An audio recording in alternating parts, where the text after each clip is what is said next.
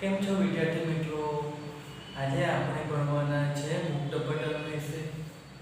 તો મિત્રો, ગુરુત્વ ક્ષેત્રમાં ઘટી અને મુક્ત પતન આ બે વસ્તુ જે છે તેનો આપણે પહેલા શું કરશું, તફાવત જોશું કે શું છે. તો મિત્રો, ગુરુત્વ ક્ષેત્રમાં મુક્ત પતન એ મિત્રો તમે જોશો તો ઉપર તરફની ગતિ અથવા નીચે તરફની ગતિ બંને હોઈ શકે છે. જ્યારે મુક્ત પતનની વાત કરીશું ત્યારે એ શું થશે, ફક્ત નીચે તરફની ગતિ હોવાની છે. હવે ગુરુત્વ ક્ષેત્ર જે છે તો તેમાં શું થશે કે v0 વેગ એટલે કે શરૂઆતનો વેગ 0 નહીં હશે, પરંતુ મુક્ત પતનમાં શું થશે મિત્રો, શરૂઆતનો વેગ હંમેશા 0 જ હશે. હવે બીજી વસ્તુ કે બંને કિસ્સામાં શું થશે, જે પ્રવેગની વાતો કરીશું તે હંમેશા કેટલો આવશે, ગુરુત્વ પ્રવેગ જેટલો જ એટલે તેનું ઋણ મૂલ્ય રહેવાનું છે. હવે મિત્રો, અહીંયા તમે જોશો તો શું થશે કે ગુરુત્વ ક્ષેત્રમાં ગતિ કરતા હોય ત્યારે પદાર્થ ઉપર પણ જઈ શકે, નીચે પણ આવી શકે અને કોઈ ઊંચાઈ પરથી ઉપર પણ જઈ શકે. જ્યારે અહીંયા મુક્ત પતનમાં શું થશે મિત્રો કે આપણે મુક્ત પતન કોઈ એક ઊંચાઈ પરથી આપણે કોઈ પદાર્થને ફક્ત છોડી દઈશું તો એ શું કરશે કે ગુરુત્વ ક્ષેત્રના લીધે નીચે તરફ ખેંચાવાનો છે અને નીચે તરફ ખેંચાશે તો આ રીતનું જે પતન થશે જેમાં આપણે કોઈ પણ જાતનું બાહ્ય બળ પદાર્થને આપતા નથી. તો આ જે એનું પતન થવાનું છે એટલે કે ઉપરથી નીચે જવાનું છે તે મુક્ત પતન કહેવાશે કે જેમાં આપણે કોઈ જાતનું બાહ્ય બળ આપતા નથી. જ્યારે ગુરુત્વ ક્ષેત્રમાં ગતિની વાતો કરીશું ને મિત્રો, તો ત્યારે શું થશે, આપણે કોઈ પદાર્થને નીચેથી ઉપર તરફ ફેંકશું તો શું થશે કે એ થોડીક ઊંચાઈ અંતર કાપીને ફરી નીચે જ આવવાનો છે. તો એ કિસ્સામાં શું થશે કે આપણે પદાર્થ પર કોઈ જાતનું બાહ્ય બળ આપતા હતા, પરંતુ મુક્ત પતનમાં એવું આપણે કશું કરતા નથી. એટલે અહીંયા શું થશે, હંમેશા પદાર્થનો શરૂઆતનો વેગ 0 જ રહેશે. તો મિત્રો, અહીંયા આપણે જે ગતિના સમીકરણો છે v v0 at એ સમીકરણ આપણા માટે શું બનશે મિત્રો, v v0 ની કિંમત 0 થઈ જશે, a ના સ્થાન પર -g અને t એમ જ રહેશે. તો v શું બનશે, -g t. બીજું જે સમીકરણ છે મિત્રો આપણા માટે x v0t 1/2 a t². મિત્રો, આ સમીકરણ શું થશે આપણા માટે, x આ પદ 0 થઈ ગયું 1/2 a ના સ્થાન પર આવશે -g અને t². તો આ શું થશે, x 1/2g t². અને ત્રીજું જે છે મિત્રો શું છે કે 2ax v² v0². તો મિત્રો, અહીંયા શું થશે, 2 - g x v ની કિંમત આવશે, v0 ની નહીં આવશે આ રીતે. તો અહીંયા આપણને મળશે v² -2gx. તો મિત્રો, આ જે છે ત્રણ એ શું થશે, મુક્ત પતન કરતા પદાર્થ માટે ગતિના સમીકરણો બનવાના છે. તો મિત્રો, ખાસ ધ્યાન રાખજો, મુક્ત પતન કરતા પદાર્થ માટે ગતિના સમીકરણો આ રીતે બનશે. હવે આપણે મુક્ત પતન કરતા પદાર્થ માટે આલેખ જોશું. તો મિત્રો, તમે જોશો તો મુક્ત પતન કરતા પદાર્થ માટે આપણે આલેખની વાતો કરીએ ત્યારે શું થશે કે આપણે ત્રણ રીતના અહીંયા આલેખ દોરવાના થશે.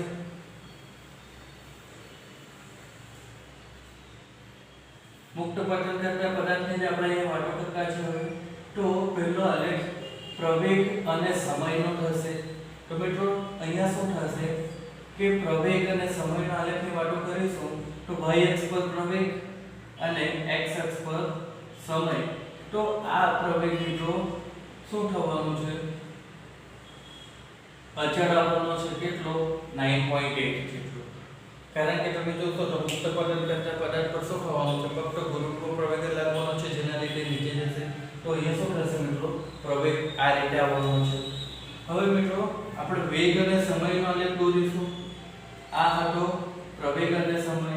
હવે વેગ અને સમયની આપણે વાતો કરીએ તો y અક્ષ પર વેગ અને x અક્ષ પર સમ. હવે મિત્રો અહીંયા આ આલેખમાં એક ભૂલ થઈ ગઈ છે, માફ કરશો. અહીંયા આપણે જે પ્રવેગ લીધો છે એની વિડિયો કેવું છે માઈનસમાં છે ને, તો આપણે આ આલેખને થોડું આ રીતે દોરવા પડશે. આલેખ જ રહેવાનો છે, સમય પણ x અક્ષ પર જ આવવાનો છે, પરંતુ પ્રવેગ આપણે ઋણ y અક્ષ પર લેવા પડશે. અને આ -5 અને આ -10 અને અહીંયા આવશે -9.8. મિત્રો અહીંયા માફ કરશો, પ્રવેગ આપણે ઋણ લેવાનો છે, તો આ રીતે એને દર્શાવવા પડશે. એ જ રીતે વેગ અને સમયની આપણે વાતો કરીશું, તો તેમાં પણ શું થશે મિત્રો, જે વેગ હશે તે આ રીતે શું થવાનું છે, વધતો જશે. બરાબર, આ શૂન્ય છે તો વેગ આ રીતે વધતો જશે, કારણ કે આ નીચે તરફ આવે છે, વધતો જતો છે, તો પદાર્થ ઋણ દિશામાં ગતિ કરતો છે એમ લેવામાં આવે છે, એટલા માટે. તે જ રીતે સમય વેગ થઈ ગયું. હવે આપણે સ્થાન અને સમયનો આલેખ દોરીશું. તો મિત્રો એ આલેખ શું થવાનો છે, એ આલેખ આ રીતે મળવાનો છે. જ્યાં શું થશે, પદાર્થનું સ્થાન સમય જોડે ઘટકના પ્રમાણમાં વધતું જવાનું છે, એક્સપોનેન્શિયલ રીતે વધતું જાય એમ કહે છે તે. બરાબર મિત્રો, તો આ રીતે વધતું કેમ જશે, તો તમે જુઓ કે જ્યારે પદાર્થને આ રીતે ઉપરથી છોડવામાં આવે તો 1 સેકન્ડમાં એનું શું થશે, 1 સેકન્ડમાં એનો વેગ કેટલો થશે, 9.8 મીટર પર સેકન્ડ જેટલો થવાનો. પરંતુ મિત્રો 2 સેકન્ડમાં એનો વેગ કેટલો થઈ જશે, 19.6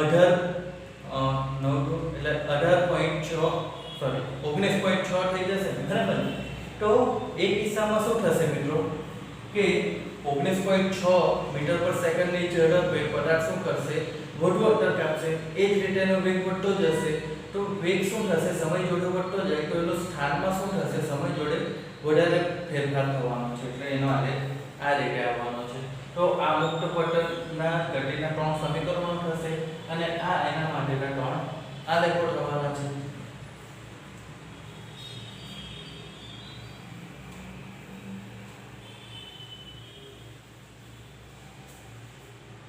મિત્રો તમે અહીંયા જોશો x -1/2g × t² છે.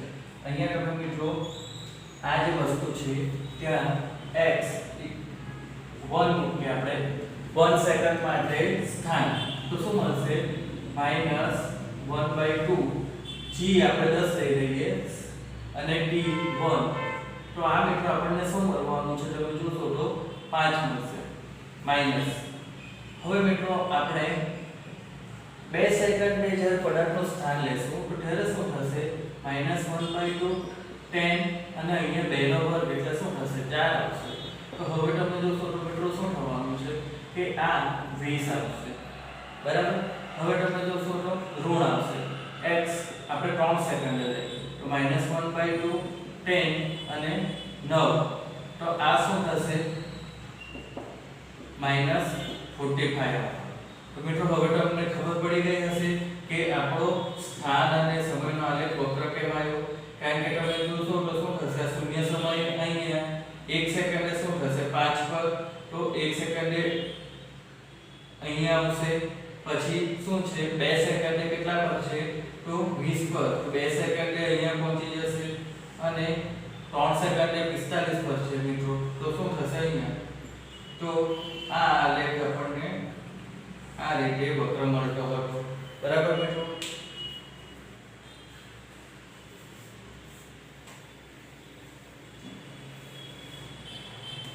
જો ફરીથી દોરી બતાવું છું. આ શૂન્ય સ્થાન છે, આ સમય છે અને અહીંયા આપણું સ્થાન છે ઋણ દિશામાં છે.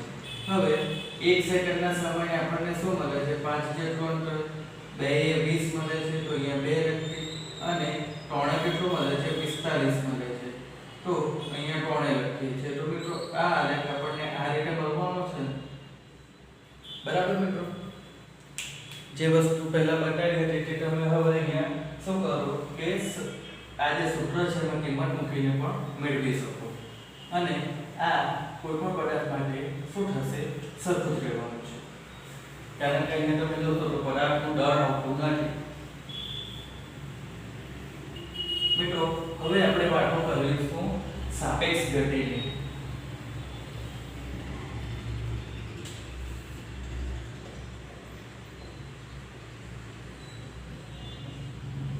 સાપેક્ષ ગતિ મિત્રો ગતિનો જે ખ્યાલ છે એ પોતે જ એક સાપેક્ષ ખ્યાલ છે અને તેમાં આપણે ફરી સાપેક્ષ ગતિનો વિચાર કરીશું તો એ શું થઈ જશે મિત્રો કે જ્યારે બે પદાર્થો ગતિમાં હશે ત્યારે એક પદાર્થનું બીજા પદાર્થની સાપેક્ષે કેટલી ગતિ તે ખ્યાલ આવશે.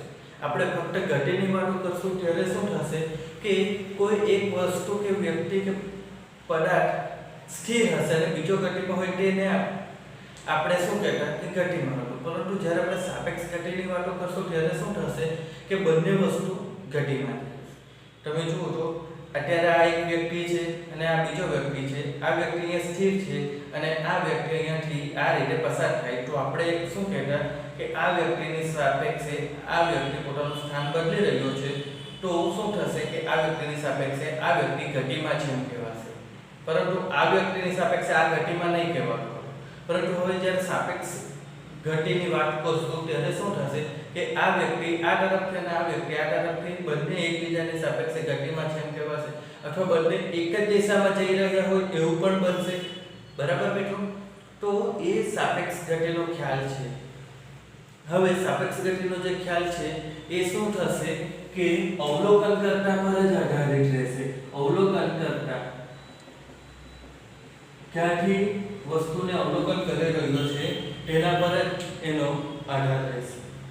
હવે આપણે જોઈએ તો આપણી પાસે બે પદાર્થો અથવા બે વ્યક્તિ લઈએ A અને B બરાબર અથવા બે કણ લઈ લઈએ તો આ જે બે કણો છે તો તેનું સ્થાન આપણે દર્શાવવું હોય તો એનું શરૂઆતનું સ્થાન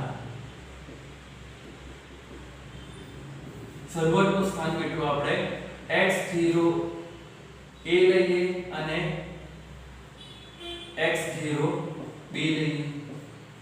તો હવે આપણે બંનેના સ્થાન t સમયે દર્શાવવા હોય મિત્રો તો આપણે શું કરીશું t સમયે બંનેના સ્થાન આપણે કેવી રીતે દર્શાવી શકીશું મિત્રો તો શું લખી શકાશે x t સમયે તો શું થશે સ્થાન દર્શાવવાનું છે તો સ્થાન બરાબર શું આવે વેગ બરાબર સ્થાન ભાગ્યા સમય આવે તેના પરથી સ્થાન બરાબર વેગ ગુણ્યા સમય તો a નો વેગ ગુણ્યા સમય. પરંતુ અહીંયા આપણે શું કરવાનું છે શરૂઆતનું સ્થાન પણ દર્શાવવાનું છે. જો શરૂઆતનું સ્થાન 0 હોય તો b t ફક્ત આવી જશે. પરંતુ આપણે અહીંયા શું કરતા છે શરૂઆતનું સ્થાન દર્શાવતા છે કારણ કે આપણે એ શરૂઆતનું સ્થાન કેટલું તે ખબર નથી. હવે x0 a b0t એ જ રીતે આપણે આ કોના માટે કર્યું છે a પદાર્થ માટે. હવે b ની વાતો કરીએ તો b to t સમય સ્થાન શું થશે x0b vb t. હવે આપણે શું કરીશું a ની સાપેક્ષે b નું સ્થાન તો મિત્રો એ સ્થાન આપણે કેવી રીતે મેળવી શકીશું a ની સાપેક્ષે આપણે b નું સ્થાન મેળવવું હોય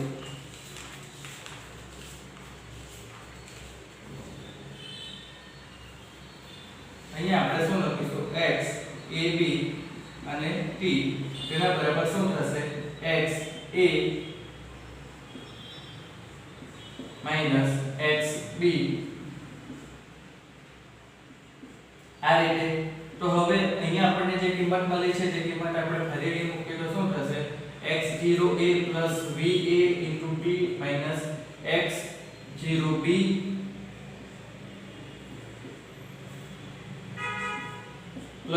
vb t. આ રીતે આપણે કરીશું મિત્રો. હવે અહીંયા શું થશે મિત્રો કે x0 એ બે પદોને સાથે લાવી વેગવાળા પદોને સાથે લાવી તો આપણને શું મળશે x0a x0b અને માઈનસ શું થવાનું છે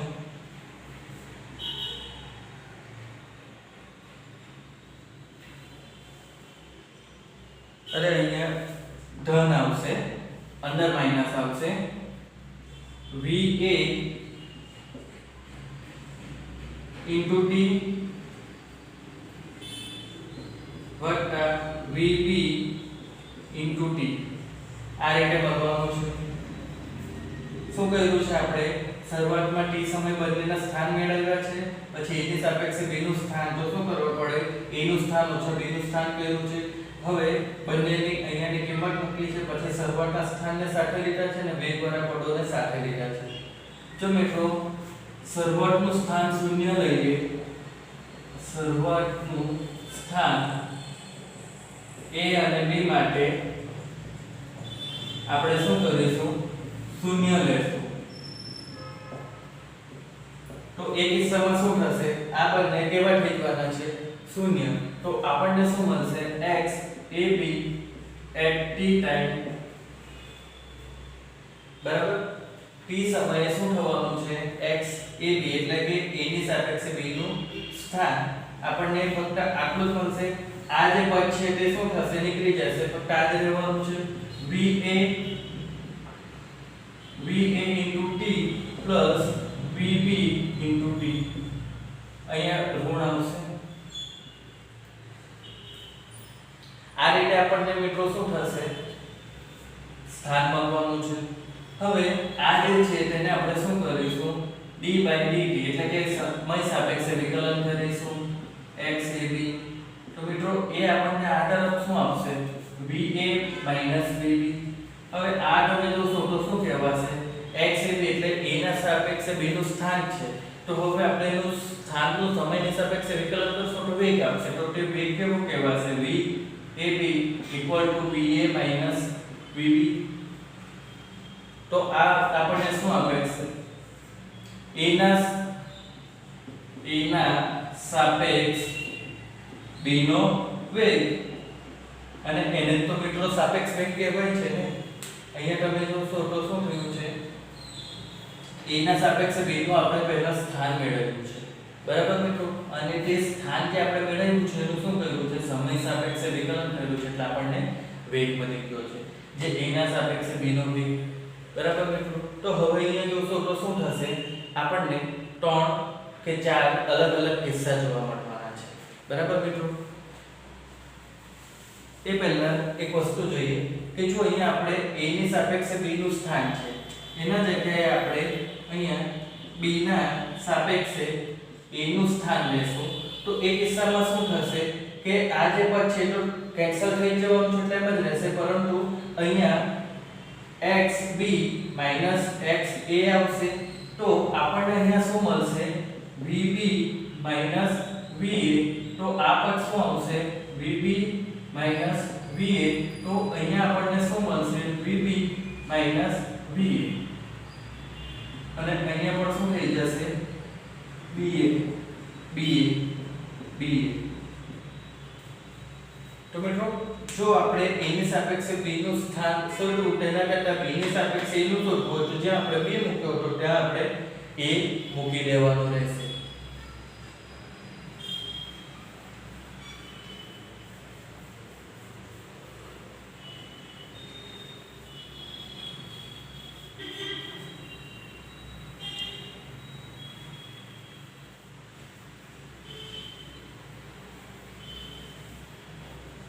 હવે મિત્રો આપણે એના પરથી અલગ અલગ કિસ્સાની ચર્ચા કરીશું, જેમાં આપણે પહેલા સૂત્ર લખી દઈએ VAB તેના બરાબર શું થશે? VA VB. તો અહીંયા શું થશે? VA VB. આ શું થયું કે બંને વેગ કેવા થયા? સરખા થયા.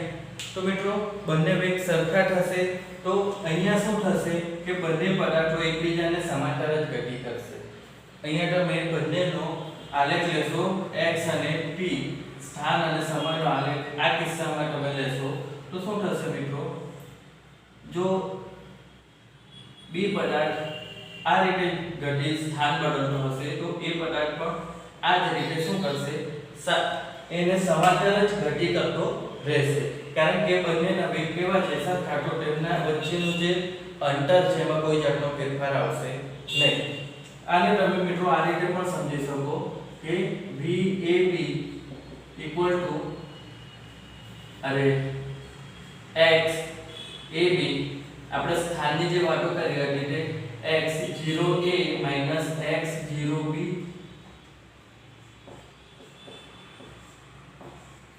પ્લસ b a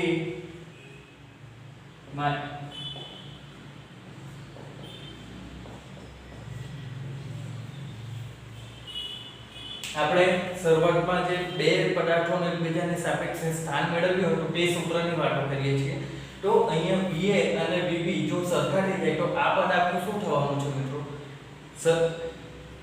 કેન્સલ થઈ જશે તો ફક્ત x a 0 એટલે કે શરૂઆતનું x નું શરૂઆત a નું શરૂઆતનું સ્થાન અને b નું શરૂઆતનું સ્થાન તો તે વચ્ચે કેવું રહેવાનું છે સરખું જ રહેવાનું છે એ રીતે મિત્રો જ્યારે બંનેના વેગ સરખા હશે તો તેમના જે શરૂઆતના સ્થાન હશે તે સ્થાનમાં કોઈ જાતનો ફેરફાર હવે થશે નહીં. બીજો એક કિસ્સો આપણે મિત્રો લેશું કે જ્યારે શું થશે કોઈ એક પદાર્થનો વેગ બીજા કરતાં વધુ હશે. અહીંયા આપણે લેશું હવે VB greater than VA. તો મિત્રો આ કિસ્સામાં શું થવાનું છે VB greater than VA x અને t. તો જે b છે એ શરૂઆતમાં એનો વેગ વધારે છે તો એ ઘણી ઝડપથી પોતાનું સ્થાન બદલશે જ્યારે v એ ઓછો છે તો એ શું કરશે આ રીતે પોતાનું સ્થાન બદલશે. આ b છે આ a છે તો આ કિસ્સામાં શું થવાનું છે મિત્રો કે એક પદાર્થ આ બીજો પદાર્થ પહેલા પદાર્થને સુધી પહોંચી શકશે નહીં. તમે સમજો એક વસ્તુ કે જ્યારે આપણે બંને પદાર્થોના વેગ સરખા છે તો તમે જુઓ કે એક માણસ 40 ની ઝડપથી ગાડી ચલાવી રહ્યો છે અને તમે પણ 40 ની ઝડપથી ગાડી ચલાવો તો તમારી વચ્ચેનું જે અંતર હશે એ અંતરમાં કોઈ જાતનો ફરક પડે નહીં પડે ને. તો તે જ વસ્તુ અહીંયા છે કે મિત્રો બંનેના વેગ સરખા છે તો શું થશે કે તેમના વચ્ચે કોઈ જાતનો અંતરમાં કોઈ જાતનો ફેરફાર થશે નહીં. હવે બીજી વસ્તુ કે એક માણસ 60 ની ઝડપથી ગાડી ચલાવી રહ્યો છે અને તમે 40 ની ઝડપથી ચલાવો છો તો શું થશે જેમ જેમ સમય જશે તેમ તે માણસ તમારા કરતાં ઘણો આગળ નીકળતો જશે ને. તો તે જ વસ્તુ અહીંયા છે કે સમય જોડે એક માણસ વધુ આગળ નીકળતો જાય છે અને તમારા વચ્ચેનું અંતર વધતું જાય છે. હવે આપણે બીજો એક કિસ્સો લેશું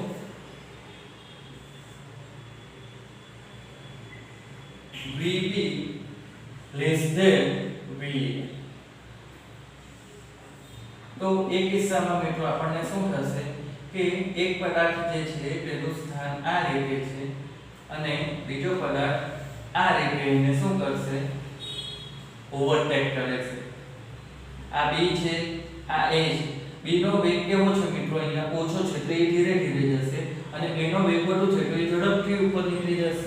તો મિત્રો અહીંયા પણ શું થવાનું છે ધારો કે એક માણસ 40 ની ઝડપથી ગાડી ચલાવી રહ્યો છે અને તમે 60 ની ઝડપે જઈ રહ્યા છો તો એ કિસ્સામાં શું થશે કે તમે પાછળથી પેલા માણસને આગળ નીકળી જવાના છો કોઈ પણ સમયે. તો તે જ વસ્તુ છે કે જ્યારે અહીંયા છેદ બિંદુ આવે છે ત્યારે તમે શું કરશો કે તે માણસને આગળ નીકળી જવાના છો. આ જ વસ્તુ મિત્રો આપણે ડેઈલી લાઈફમાં જોતા હોઈએ છીએ તે અહીંયા આપણે ગાણિતિક રીતે જોતા છે. VB less than V એટલે કે બીજો પદાર્થ જે છે તેનો વેગ કેવો છે ઓછો છે અને પહેલાનો વેગ વધુ છે તો તે આ પદાર્થને ઓવરટેક કરી જશે. અને ત્રીજો એક વેગ ચોથો જે આવશે તેમાં શું થશે કે બંનેના વેગ વિરુદ્ધ પ્રકારના હશે. VA તેને આપણે લઈએ નેગેટિવ અને VB તેને આપણે લઈએ પોઝિટિવ. તો આ કિસ્સામાં શું થશે મિત્રો x અને t તો a જે પદાર્થ છે એનો વેગ ઋણ લીધો છે તો એનો વેગ નીચે તરફ આવશે જ્યારે b જે પદાર્થ છે એનો વેગ આપણે ધન લઈએ તો તે આ રીતે ઉપર તરફ આવશે. તો જ્યારે બંનેના વેગ વિરુદ્ધ પ્રકારના હશે ત્યારે પણ શું થશે કે તો એકબીજાને ઓવરટેક અથવા એકબીજાને ક્રોસ કરવાના છે. એટલે મિત્રો આ જે ચાર કિસ્સા છે તેને તમે સમજો કે આ બે પદાર્થ છે એ બે વચ્ચે શરૂઆતનું અંતર આટલું છે. હવે બંનેના વેગ સરખા છે તો એ શું કરશે, આ જ વેગથી આગળ વધતા રહેશે, એમની વચ્ચેના અંતરમાં કોઈ જાતનો ફરક નહીં પડે, બરાબર. બીજા કિસ્સામાં શું છે કે VB અને VB ગ્રેટર ધેન VA, તો આ પદાર્થ આગળનો છે એનો વેગ વધુ છે અને આ પદાર્થનો વેગ ઓછો છે, તો શું થશે કે આ બીજો પદાર્થ આને ઓવરટેક કરી શકે નહીં, એટલે આ પદાર્થ આ રીતે આગળ નીકળી જશે, આ પદાર્થ પાછળ જ રહી જવાનો છે. આ પદાર્થનો વેગ વધુ છે ને તો આગળ નીકળી જશે, આ પદાર્થ ધીમે ધીમે. ત્રીજામાં શું થશે કે પાછળનો વેગ વધુ છે, VB less than VA, એટલે આનો વેગ ઓછો છે, આનો વેગ વધુ છે, તો આ કિસ્સામાં શું થશે મિત્રો કે હવે આ પદાર્થ ધીમે જશે અને આ પદાર્થ એને ઓવરટેક કરી જશે. જ્યારે ચોથા કિસ્સામાં શું છે કે બંનેના વેગ વિરુદ્ધ છે. વિરુદ્ધ છે મતલબ શું થશે કે એક પદાર્થ બંને પદાર્થની ગતિની દિશા અલગ અલગ થશે, એટલે એક પદાર્થ આ તરફ આવે, બીજો પદાર્થ આ તરફ આવે. તો આ કિસ્સામાં પણ મિત્રો તમે જોઈ શકો છો કે એક પદાર્થ આ તરફથી બીજો પદાર્થ આ તરફથી આવે તો તે કોઈ એક સમયે એકબીજાને ક્રોસ કરવાના જ છે, એટલે આ બંને દિશામાં શું થાય છે કે જે આલેખ છે તેનું છેદબિંદુ આવે છે. તો મિત્રો આ હતો ગતિનો ખ્યાલ અને તેના વિવિધ કિસ્સાઓ. આ વસ્તુ મિત્રો આપણે ડેઈલી લાઈફમાં જોતા હોઈએ તે જ છે, ફક્ત અહીંયા ગાણિતિક સ્વરૂપ આપ્યું છે. તો આશા રાખું કે તમને સમજ પડી ગઈ હશે.